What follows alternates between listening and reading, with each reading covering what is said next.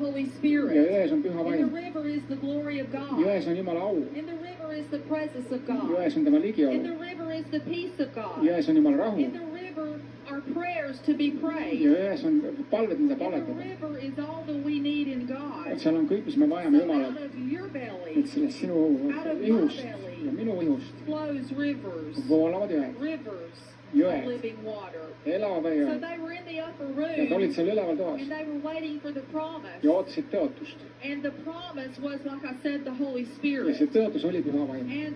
And the boldness came upon nüüd see them. julgus tuli nendele The peale. Holy Spirit will give you püha boldness. vaim annab sulle julguse. Will give you boldness to pray. annab sulle julguse Will palvetada. give you boldness to prophesy. julguse He'll give prohveteerida. you boldness to sing a new song. julguse laulda uut laulu. He'll give you boldness to declare julguse kuulutada and välja decree ja and to deklareerida. take your place in prayer. ja võta oma koht Because we palves. have authority sest meil on in the meelevald name of Jeesuse Jesus. nimes. We have boldness meil on julgus through the Holy püha Spirit. vaimu läbi. It's not by might, see ei ole mitte väe it's not by ega power, võimu läbi, but it's by my Spirit, vaid minu vaimu läbi, says the Lord. ütleb Issand.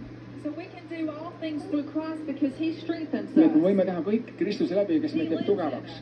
ta elab meie We're sees. never alone. me ei ole kunagi üksi. So we're not praying nii alone. et me ei pallata üksi. He's assisting us. tema assisteerib He's meid aiding us. ja aitab meid. He's our comforter. ta on meie lohutaja. He's our paraclete. ta on meie